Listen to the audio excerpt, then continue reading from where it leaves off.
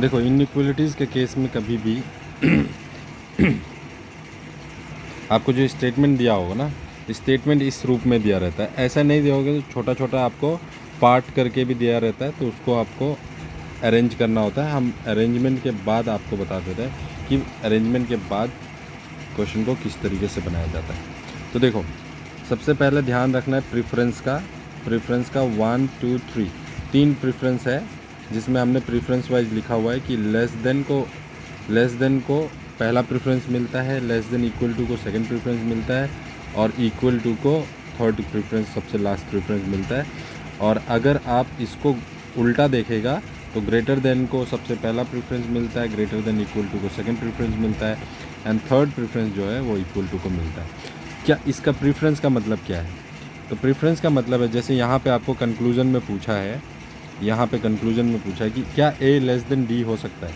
तो देखो, ए से लेके डी तक का बीच का, ए से लेके डी तक का बीच का, देखो ये ए है और डी है, इसके बीच में क्या क्या साइन यूज़ हुआ है।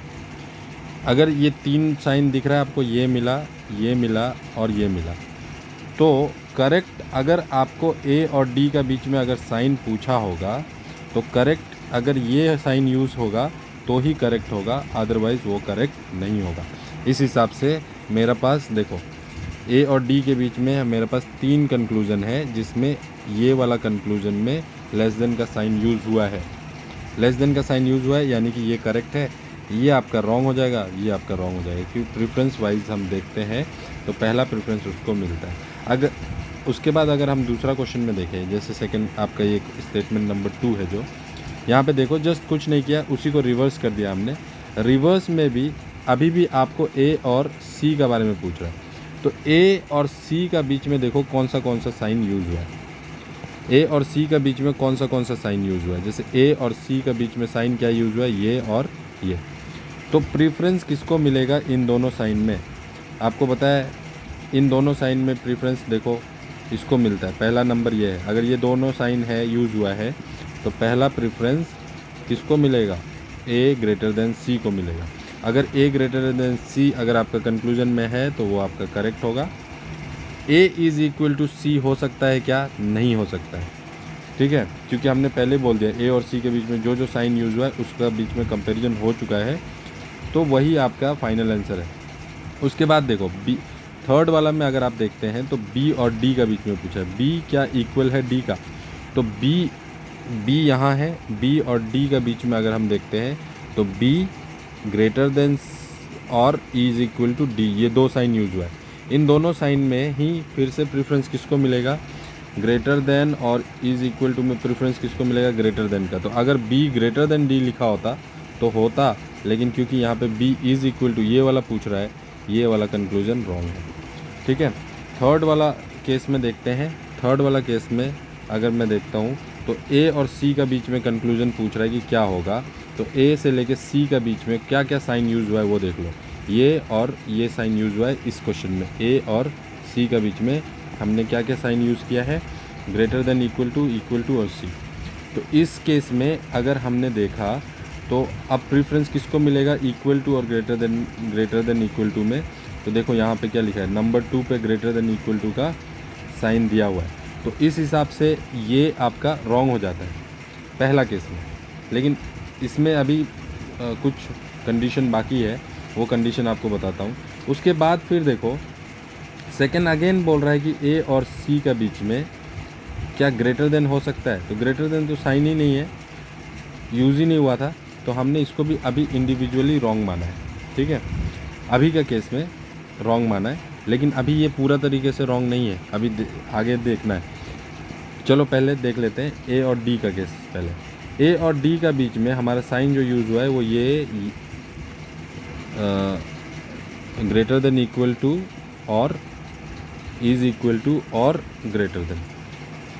सी का बीच में इतना, ए और सी का बीच में, एक मिनट, ये नहीं हुआ है, सी का बीच, ए और सी का बीच में जो साइन यूज़ हुआ है वो हो रहा है ग्रेटर देन, इक्वल टू और इक्वल टू, ठीक है।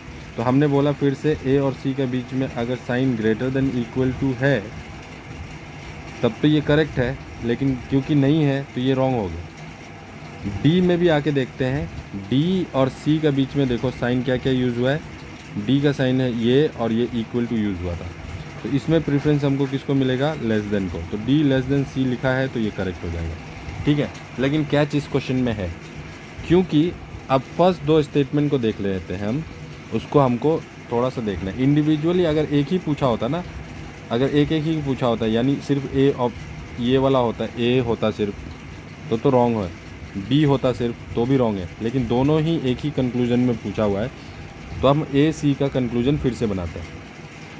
तो ए ग्रेटर देन इक्वल टू सी ये यूज़ हुआ है, ठीक है, यहाँ पे हमने लिखा था।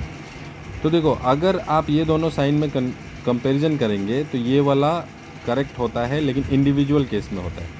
अब क्योंकि दोनों ही चीज़ यहाँ पूछा हुआ है ए और सी के बारे में, तो आप थोड़ा सा इस कंक्लूजन पे फिर से गौर कीजिए और आपको पता चलेगा कि मैं क्या बोलना चाह रहा हूँ। तो ए और सी के बीच में ये साइन है, इसका मतलब होता है कि ग्रेटर देन इक्वल टू को एक बार हम ग्रेटर देन साइन यूज़ करेंगे और फिर हम इक्वल टू यूज़ करेंगे, ठीक है, और बीच में हमारा क्या है, बी है, ठीक है। उसके बाद एक और बी का बीच में हम इक्वल टू साइन यूज़ करेंगे, क्योंकि ग्रेटर देन इक्वल टू को दो अलग अलग सेपरेट कर लिया और फिर हमने कर लिया सी, ठीक है। तो एक केस ये बनता है, ये केस दूसरा केस ये बनता है। ये दोनों केस में अगर मैं देखूं तो देखो ए जो है एक बार ऐसा बन रहा है कि ग्रेटर देन सी आ रहा है और एक बार ए इक्वल टू सी आ रहा है, ठीक है, एक बार केस में बन रहा है ना। इंडिविजुअली ये भी रॉन्ग है, ये इंडिविजुअली ये भी रॉन्ग है, लेकिन क्योंकि अगर दोनों ही ऑप्शन में आपको पूछा हुआ है तो उसमें देखो कि दोनों ही तो रॉन्ग नहीं हो सकता है ना, या तो ए इज़ इक्वल टू सी होगा यस इस कंडीशन में, या फिर ए ग्रेटर देन सी होगा इस कंडीशन में। तो इन दोनों को इंडिविजुअल तो हमने गलत बोल दिया था, लेकिन क्योंकि दोनों ही एक ही ऑप्शन में है तो हम इन दोनों केस को बोलते हैं आइदर ए और बी, यानी इसका जो आंसर होगा वो आइदर ए और बी होगा या फिर डी होगा एंड डी होगा, सॉरी या फिर नहीं एंड डी होगा। ए और बी यानी ए हो सकता है नहीं तो बी हो सकता है, इसमें कंफर्म नहीं है, इसीलिए हमने लिखा इसको आइदर ए और बी एंड क्या लिखा हुआ है डी, तो डी होगा, डी तो कंफर्म होगा और ए और बी में से कोई एक ही करेक्ट हो सकता है, इसीलिए इसको आइदर का केस बोला जाता है। तो इस तरीके से कंपैरिजन करने से आपको पता चल जाएगा कि कौन किसका ग्रेटर देन है, इक्वल टू है। आइदर का केस में हमेशा याद रखो ये दोनों चीज़ सेम रहता है, और एक बार इक्वल टू होगा और एक बार या तो ग्रेटर देन नहीं तो लेस देन होगा, तो वो केस आइदर का हो सकता है अगर ए और सी में ये वाला साइन करेक्ट आ रहा होता है तो, ठीक है।